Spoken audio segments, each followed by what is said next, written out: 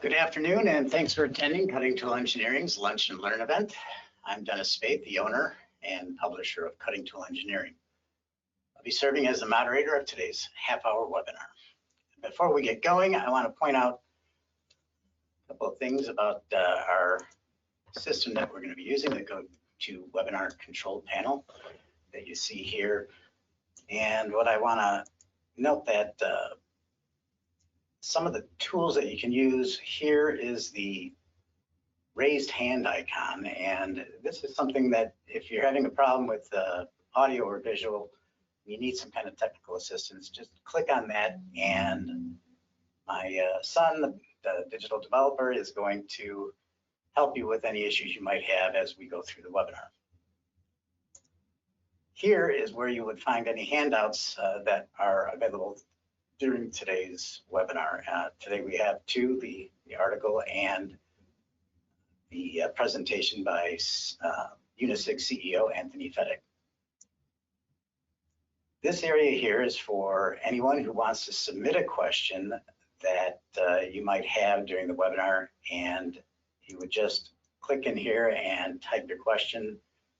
Then just be sure to click the send button, and the question will appear in this area up here.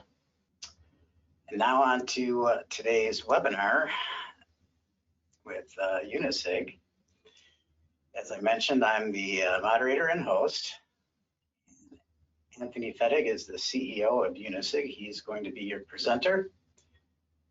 Before I hand it off to Anthony, I just want to note the webinar is based on the Drilling Deep feature article that was published in our March issue. And the article, which is written by Unisig, offers a detailed overview of deep hole drilling. And it's available in the PDF format in the handout section of the GoToWebinar control panel. And now with that, I'm going to turn it over to Anthony. Okay, so as Dennis said, I'm the CEO of Unisig.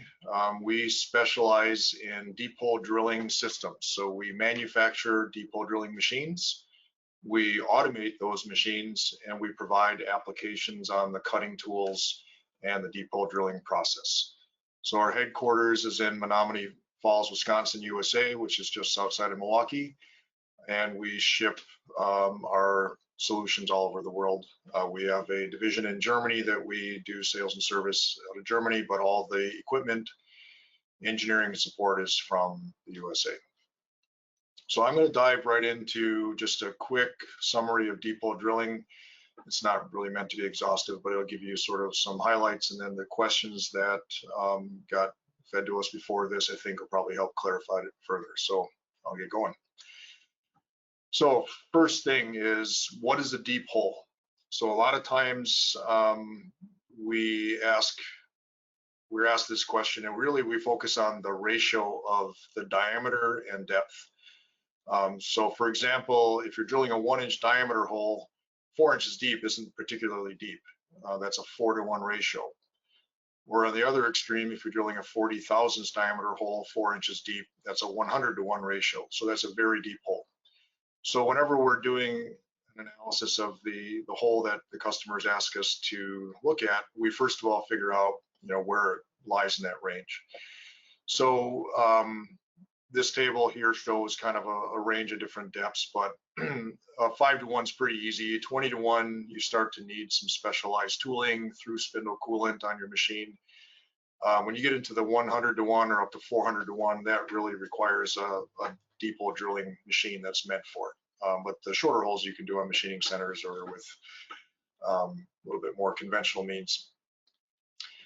I wanted to address the word gun drilling. Gun drilling is a term that's kind of used as a catch-all for deep hole drilling. We don't prefer that term because it's really only one specific type of tool that's used to drill deep holes. So this picture shows a gun drill, as many of us kind of think of it, but deep hole drilling uses a whole bunch of different kinds of tools. So we are a deep hole drilling systems provider. Sometimes we use gun drills, sometimes we use something completely different. So deep hole drilling is the space that we're in. Gun drilling is just kind of a term that people use as slang or a catch-all. So when we get to the applications for deep hole drilling, there's a lot of them. So we sell equipment and provide solutions into a lot of different industries. So we do service the firearms industry. You know, the gun drilling term came from that a long, long time ago. But the majority of our work is in aerospace, automotive. We do a lot with the mold industry for water lines. Oil and gas, there's a lot of deep holes in oil and gas, but then medical, ag, and job shop work keep us quite busy. So there's a lot of applications for deep hole drilling beyond what it was originally designed for. The other thing to consider is that deep hole drilling is not just making a hole. A lot of our applications are taking a hole that we either drilled or existed in the part before we got to it, and we do counter boring operations, or we'll use a pole boring operation to straighten the hole. Sometimes we'll tree pan, which leaves a core in the center of the tool or center of the workpiece afterwards that can be used for metallurgy or sometimes another workpiece altogether. We do a lot of bottom forming, particularly in aerospace. We're making turbine shafts. There's a lot of transitions that need to have radiuses and steps in them. So we do an internal machining operation in the hole. We can do skiving and roller burnishing, which basically makes the hole very, very round and a very, very good finish. So this is common for hydraulic cylinder manufacturing. And then what's kind of a lot of fun is we do internal chambering, or bottle boring is called by some people, but we're basically doing turning on the inside of a part. So we can do that 20, 30 feet deep into a bore and do CNC profiling inside of a bore. So when we think of deep hole drilling, that's just the tip of the iceberg. We do a lot of finishing work with deep hole drilling tools that you wouldn't really maybe know were possible until you saw the work pieces and things that our customers ask for, and then it kind of opens up a whole world of possibilities. One of the questions that we run into a lot is, can you drill deep holes in a CNC machining center? And the answer is yes. Here's a picture of our shop where we're using one of our large machining centers to gun drill holes in one of our machine parts. And it can be very productive in certain cases when the holes aren't particularly deep or the tolerances are forgiving. But you run into some limitations when you get to the very, very deep holes, or if you need a close tolerance that requires something where there's a lot more process control and some apparatus to guide the tools and start the hole. And in other cases, when we drill our large holes, we might be doing a 200 horsepower cut, and there's just not other machines out there that have that type of power or torque or thrust, or even the ability to deliver the coolant through the process to get the chip out of the bore, or sometimes the machines are just quite long. So machining centers are great. We don't try to compete with them. In fact, we try to avoid competing with them because it's a waste of time for us and our customers. But when you get to the holes that really get outside of what a machining center is meant for, or require a lot of operator intervention, or just plain floor space where we can have 4 spindles on a gun drilling machine instead of buying 4 lathes, there's a lot of advantages to that. Another question we get a lot is, how deep can you actually drill? And here's a picture of a machine that we shipped pretty recently that was a 40-foot capacity. So we drilled a hole from solid 40 feet deep in a workpiece. And that isn't really even a limit. The limit is the depth to diameter ratio. So we don't drill a 1/4 inch diameter hole 40 feet deep because that would be kind of impossible. But a 4-inch diameter hole 40 feet deep is only a 480 to 1 or something. So we can do that type of work. So the actual depth of the hole is not as important as the diameter to depth ratio to determine that factor. But very, very long machines like this are commonplace in oil and gas, defense, and some propeller shafts for large ships and ships, some marine applications, and it's not as uncommon as you might think. Another question that once people start to realize they need to do something more than what their machining centers can do is, what kind of tools do I use? And the first lesson is that there's not one universal tool. There's a wide range of tooling depending on the diameter and what your targets are for finish and straightness and things, but these are some really common examples. Far left is a solid carbide gun drill. Then there's a braze construction where the carbide is brazed to a steel shank. Then there's indexable gun drills where the insert can be rotated to get another cutting edge, and actually the wear pads are indexable. And then we go to a BTA type system where the inserts are brazed into a body, the wear pads are brazed in place, and then as the tools get larger, the indexable tools become commonplace again. So these are just 5 of many different types of tools that we apply. On a machining center, you're most likely to stay on the left 3 type of tools. Since I brought it up, there are 2 major systems for deep hole drilling. One is the gun drilling system, which classically means that the cutting fluid is introduced through the center of the tool, just like through spindle coolant on a machining center. We run the cutting fluid right through the drill, and all the chips exhaust out of the straight flute of the tool. And if you're a machining center, the chips just kind of spray around everywhere inside the machine. If you're using a gun drilling machine, there's what's called a chip box, and the chips are neatly collected and returned to the chip conveyor. So it's a very, very clean process. On the other side of the spectrum, as you get larger, we use a different type of tool altogether. It's a BTA system. So the cutting fluid is introduced on the outside of the tool. We actually exhaust all the chips right down the center of the drill tube, like an exhaust pipe. So you don't see any of the chips in the process until you look in the chip conveyor. So it's a very interesting system, and we use it quite a lot. So getting a little deeper into the gun drilling, the gun drill, as we define it, is a single flute, so 1 flute, and it's self-piloting. And that self-piloting nature of the tool is what allows it to drill very, very straight holes. So a normal twist drill would have a tip on the center of the tool, and you'd cut with both sides of the tool. With a gun drill, there's a tip that's offset, which intentionally puts a load not down the center of the tool. It actually loads up some guide pads on the side of the tool, and that's what causes the burnish as it drills and makes it a self-piloting tool. So by nature, it's a single effective tool. So the chips go right down the flute of the tool. And the typical hole size is 30 thousandths or 0.8 millimeter for like fuel injectors or small medical components, up to around 50 millimeters for aerospace applications or some power transmission. So you can make a gun drill bigger than 2 inches, but the economics start to not make a lot of sense when you get over 2 inches. And in fact, a lot of times you see in the 1 inch to 1.5 inch range where the gun drills stop being very common. So the other system is the BTA tool. It's also self-piloting. It's a little harder to see that on the bigger tools, but if you notice, there's a gap between the inserts. So in effect, it's a single effective tool. So only 1/2 of the cutter is doing the work, and that offset tool force goes right into these guide pads. So these guide pads, which are also carbide, are what create the pilot that the tool then follows as it goes down the length of the hole that you're drilling. So BTA stands for Boring and Tree Padding Association. It was founded in Europe about 80 years ago around this type of tool. So there's a lot of manufacturers that produce BTA tools. So the BTA isn't a manufacturer, it's a type of tooling that's been adopted by a number of manufacturers. And the coolant is introduced around the outside, and then these throats in the tools are where the chips exhaust, and they go down to a tube that threads onto the end of the head. So the typical size range is about 1/2 inch on the small side.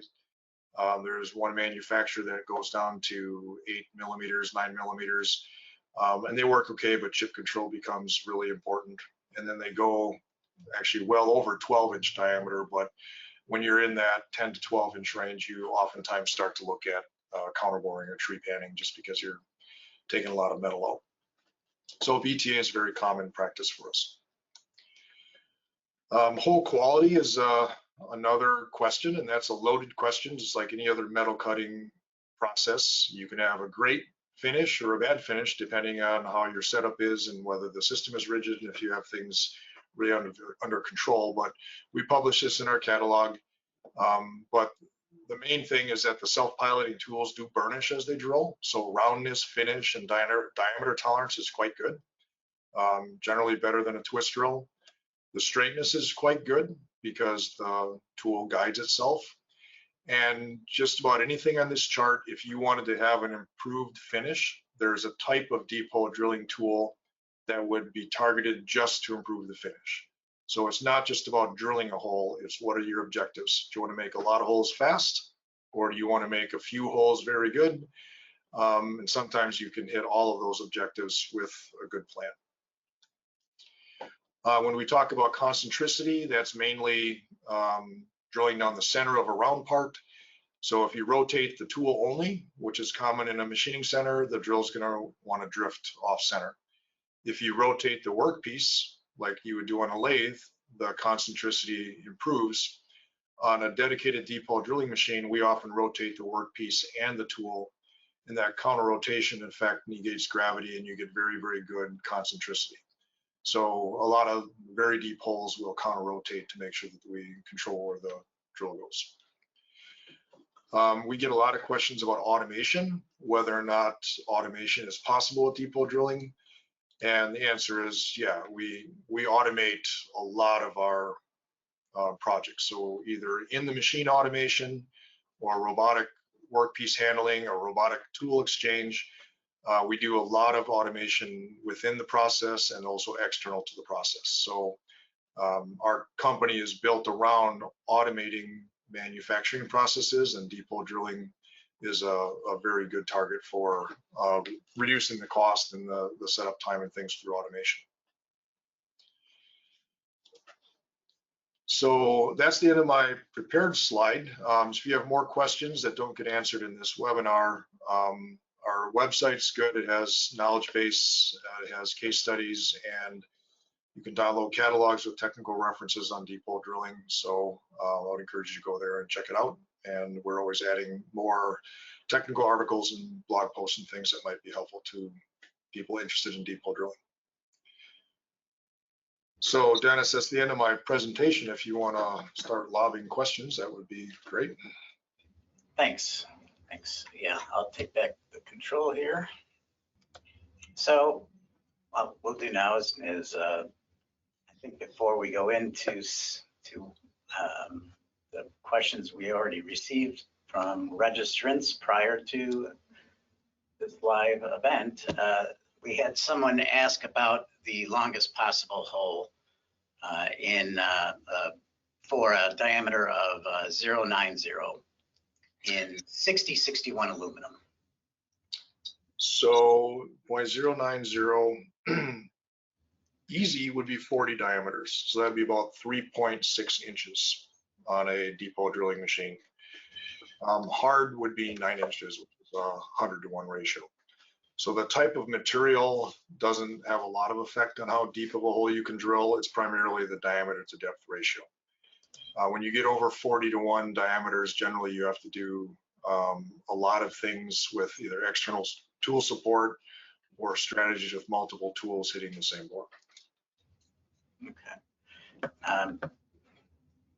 You know, I'm gonna go to another one that just came in just because it came in so quickly. For the counter spindle rotation, would that only be for the finishing pass? No, we do counter rotation for the first pass. So you take a raw blank of material, put it in the machine, and counter rotate while drilling. And oftentimes the roughing pass is the finishing pass in that case. You make a very straight hole, the right size in one pass, and you don't have to do it again. The other thing nice about counter rotation is because it does give you very good concentricity, you can push the tool harder because sometimes you have to resort to reducing feed rates and things to make a straight hole, or with counter rotation, you can run the process more aggressively because it's sort of a correcting factor in the process. Okay. I'm going to go to one more before we go to the questions we already have from the audience. Does Unisig develop any tooling or partner with any cutting tool manufacturers? Unisig does not manufacture mainstream deep hole drilling tools. We partner with the major manufacturers of deep hole drilling tools. So there's a number of them in the USA that we have OEM agreements with, where our engineers and their engineers work closely together on projects. And then we have a similar arrangement with some European manufacturers. But when we are faced with an application, what we do is we recommend the best-in-class tooling for that application. So there's a lot of great tooling manufacturers out there, but we generally will gravitate to the ones that we've had the best success with in that particular application. Or if a customer has a preference on a manufacturer that they work with, we will work with that manufacturer. But the cutting tool manufacturers, the OEM engineers are in our building frequently, and our engineers work very closely with them. And sometimes we develop new tools with them for new applications. Okay. So now let's get to some of the questions that came in from our webinar registrants prior to the webinar today. First one is, what are the main and auxiliary parameters to drill concentric holes? So I'm going to choose to interpret that not just as concentric holes, but also very straight holes. Concentric is, in that slide we went through, was counter rotation gives you the best concentricity. But if you want to drill a very straight hole, what we really worry about is the starter bushing, or the starting hole that we use when we drill has to be the right size and in good alignment to the rest of the machine. But really the cutting tip geometry and the selections of feeds and speeds have a big factor on how straight the hole is. So if the hole starts good, it'll finish good in a lot of cases. So really watching your starter bushing or starting hole, a close fit on the diameter you're actually drilling, and making sure that you have your head set up correctly. So on a gun drill, that's making sure you have the right wear pad geometry and the tip geometry. On a BTA tool, it's setting, or any indexable gun drill or BTA tool, it's setting up the tool so the wear pads and the drill head, the drilling inserts are on the same center of rotation.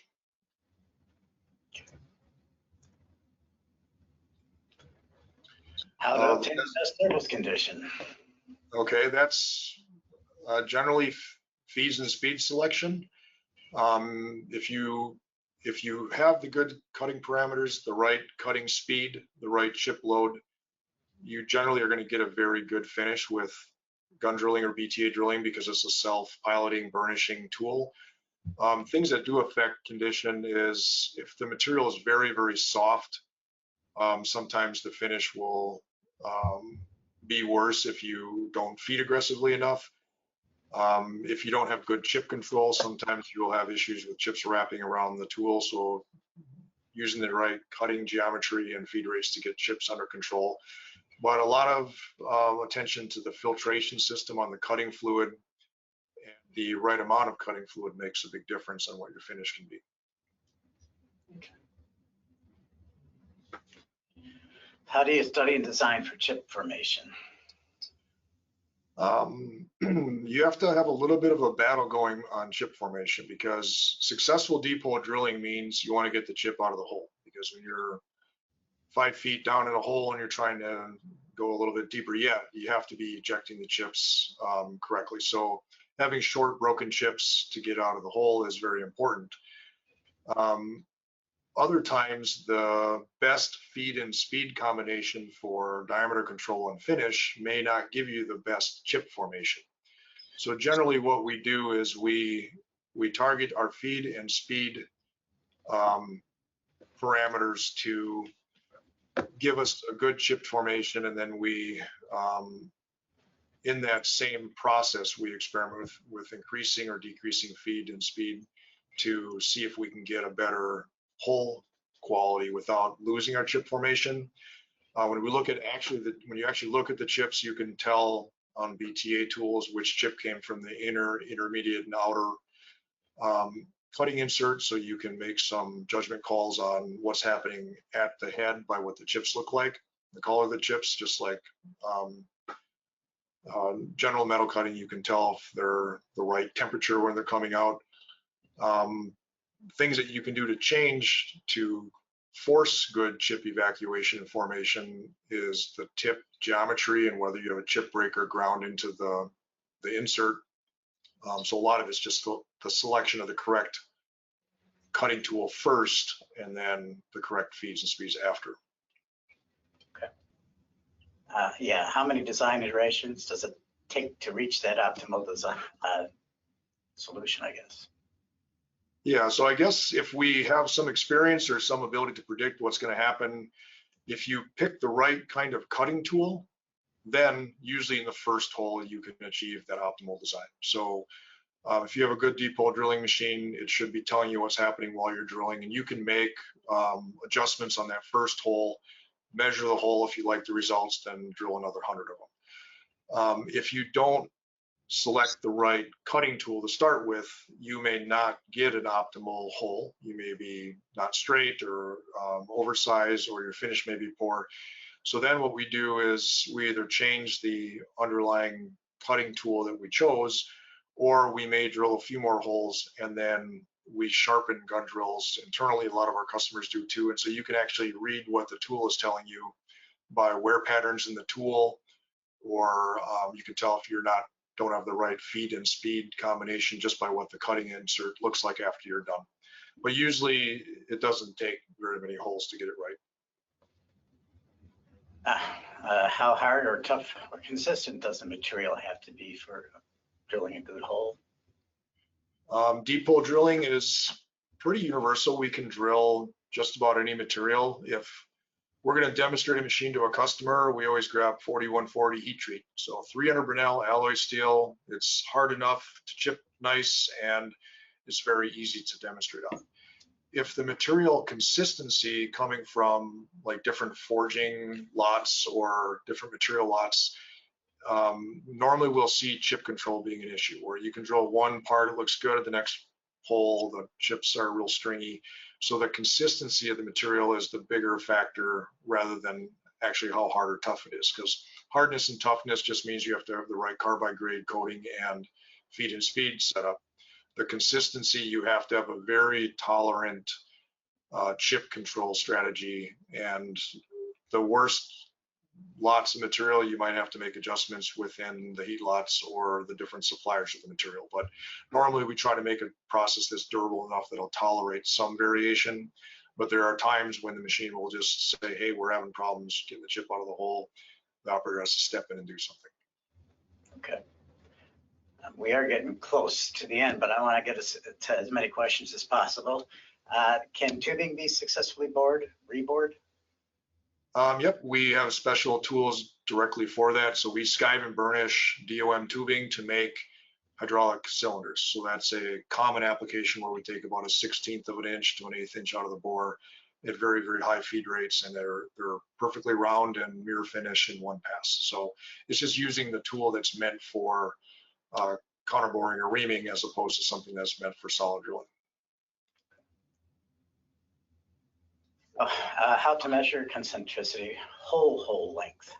Yep, if you have a long, deep hole and you're not willing to cut it up to measure it, we use ultrasonic wall thickness gauges to measure the wall thickness deviation. You have to know if the part's straight or bent before you do that, otherwise you might fool yourself a little bit on how straight the hole is relative to concentricity or wall thickness, but generally the ultrasonic thickness gauges are our go-to, in addition to measuring runout and the entrance and the exit side.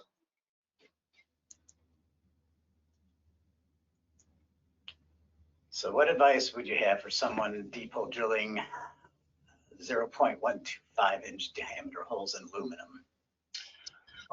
Aluminum, you have to get good feed rates, you generally go to very high spindle speeds. So an 1/8 inch diameter tool in aluminum is going to require a lot of RPM. I think just knowing what your maximum RPM on the machine that you're comfortable running, and make sure that you have the right chip thickness relative to that RPM rather than targeting a feed rate. Because with aluminum, you can feed very, very fast, but if you feed too fast, you'll start to do something more like extrusion versus chipping, and then your whole diameter and straightness starts to suffer. So, max out your RPM and then apply the feed per revolution formula to get your feed rate rather than just pushing the tool too hard, because otherwise you're going to get some results that don't, might be broken drills or it might just be bad holes.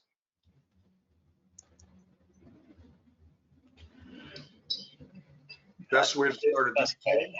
Yeah, go ahead. On a deep hole drilling machine, we have a starter bushing. So we just basically bump that bushing up against the workpiece and start drilling. If you're in a machining center, you need to drill a pilot hole. And so in our machining centers, we'll tool change a pilot hole tool, and that's just not a normal twist drill. Normally it's a ground diameter, or we'll spot drill, and then we'll use an end mill to size the hole, because the relationship of the hole you drill and the hole you start with has a lot to do with hole quality. So it's very important not to start the gun drill until it's in that hole, otherwise the gun drill will just let go. So it's easier on a deep hole drilling machine than a machining center, but just that starter hole is the key.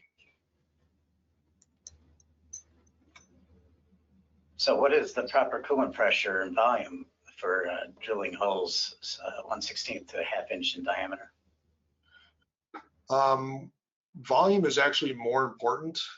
Pressure is sort of a byproduct of getting the flow through the tool, but a lot of machines only read pressure. So in a 1/16 of an inch hole, that, especially if you're going fairly deep, probably at least 2,000 PSI on the pump is important. Our machines in that size go up to 3,000 PSI, but you're really only getting very small flow through there. So maybe 0.25 gallons a minute on a 1/16 inch diameter hole.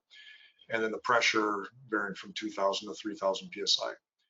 On a 1/2 inch diameter, the flow gets a lot higher. So we're looking at probably about 6 gallons a minute and 650 PSI as a starting point. But if you're drilling that 1/2 inch diameter hole 12 feet deep, that's going to require a lot more pressure than if you're drilling it 10 inches deep. Different materials require extra attention. For example, gun drilling in aluminum versus cast iron. I think when you're gun drilling or BTA drilling, just watching that you've selected the right carbide grade, the right feed and speed combination for the material that you're drilling. Cast iron is a little bit ugly because the filtration and the coolant becomes very tricky. So if you're doing a lot of cast iron drilling, you're going to want a filtration system that's meant for cast iron. And the only caution with aluminum is if you're drilling cast aluminum, that's very similar to cast iron, where it makes a big mess in the coolant system and you have to filter that out with beyond conventional means. But if you're running aluminum with a high silicone content, you do have to run that more slowly at the cutting speed. Otherwise, the abrasive nature of that will reduce your tool life. But just like any metal cutting application, it's getting the right feed and speed combination and the right tool selected will generally make you successful. Would there be any extra considerations when drilling through a 90-degree cross hole of the same diameter that is also on center? We do that a lot in the mold industry with our USCM machines, and the CAM software in our machine actually break that hole into 3 segments. There's the hole going up to the cross hole, there's the parameters as you cross the hole, and the parameters on the other side. And that's all automatic, so it's pretty simple. But generally, you slow the cutting speed down as you exit and then as you enter on the other side of the hole. If you're doing a lot of cross holes, you usually will have a cross hole drilling tool, which either a gun drill or a BTA tool will have longer wear pads. So the idea is that you're supporting the head on the hole that you've already drilled as you're entering the far side of the hole you're about to resume. So there's a strategy to manage the transition. It's a lot easier if you have tooling that's actually intended for the cross hole drilling. But otherwise, just don't use the same parameters as you cross through. And the other thing is a lot of the coolant's going to go down the cross hole, so you have to have awareness of where that coolant is going and either plug those holes or be prepared to recycle that coolant in another way. Okay. We are getting very close to the, well, we're just about at that time. Do you want to take a couple more questions that have come in while we've been talking? Sure. So we have a question here about how much does cutting oil viscosity affect deep holes? It's very important. When we run, there's two major coolant families. It's either a straight oil or some sort of water emulsion. So both are used in deep hole drilling and they're both successful. When we are drilling very small diameter holes, like under an 1/8 inch or a 1/4 inch and lower, we'll use a lower viscosity fluid, somewhere in the 50 to 60 SUS, or I think that's like 5 to 10 centistokes. When we're going in the larger holes in the BTA process, will generally be a little bit higher than that, maybe 70 to 80, which is somewhere between 10 and 20 centistokes.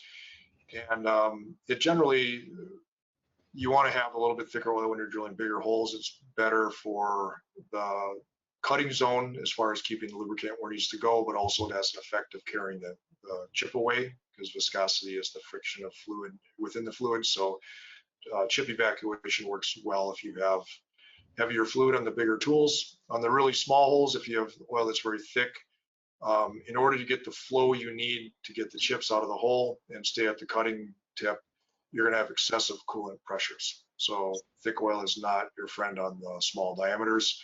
With water-soluble fluids, it's not really a factor. On the bigger tools, you have to have a lot more flow in order to get the chips to go where you want them to go. So there's usually about, I think, around a 30% increase in flow when you're running water-soluble fluids versus straight oil.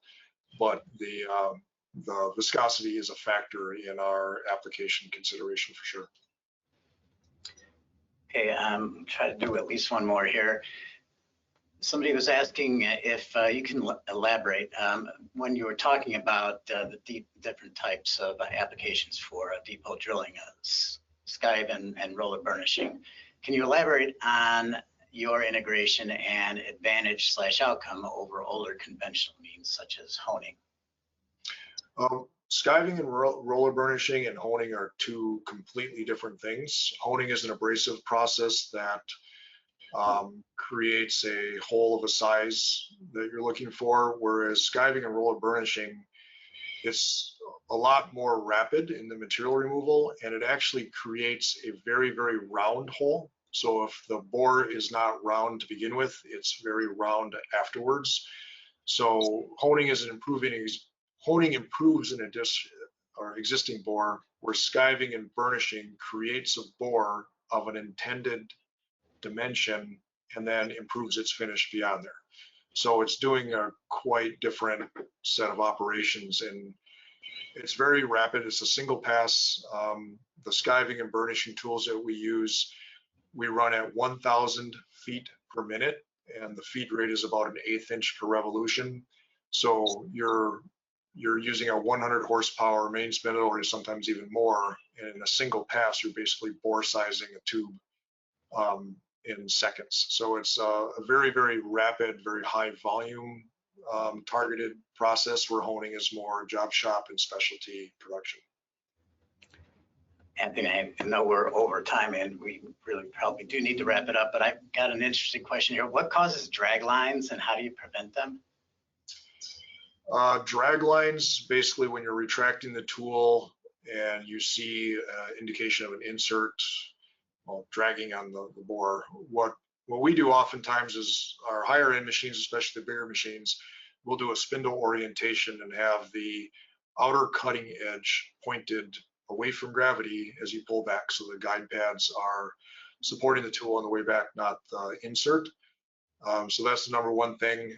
Some people get drag marks, frankly, because their machines aren't lined up very well, and it's an indication of an issue elsewhere, or the part is shifting relative to the spindle during the cut, so it might be a fixturing issue. But generally, orienting the tool or putting the tool in the correct orientation on the way back is a good starting point.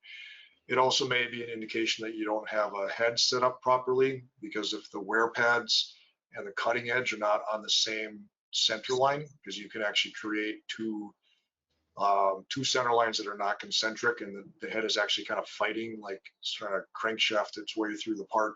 Sometimes that will cause some very strange outcomes on the way back, like the bore is actually smaller than the cutting edge because of something like that. So it could be a few sources, but oftentimes if your tool is big and heavy, having the insert pointed up instead of down is a good start. Okay. With that, I think that's going to have to be the last question. We are about 5 minutes over now, and just in honor of everyone's day and getting back to work, I think it's time to wrap it up. Anyone who submitted a question that we did not get to, we will have Unisig, will submit these questions to Unisig, and someone from Unisig will get back to you with an answer as soon as they can. I just want to, again, thank everyone for attending today. And if you do have questions that you want to submit directly to Unisig, you can go to their website, go to the Contact Us section, and from that page, you can either submit as the form that you see here, a question via the Contact Us screen, or in one of the other areas on their site via their Knowledge Center that Anthony mentioned earlier. So with that, I want to thank Anthony for all his time and all the questions, especially all the questions from the audience. This has been a great webinar for questions. I've never seen so many come in before, so this has been great from that perspective. How was this for you, Anthony? Did you have any last comments? No, this was good. Thanks for setting it up, Dennis. I was happy to attend. All right. Thank you. And with that, I'm going to just leave the screen up here for a few moments and then close out the webinar. Thank you.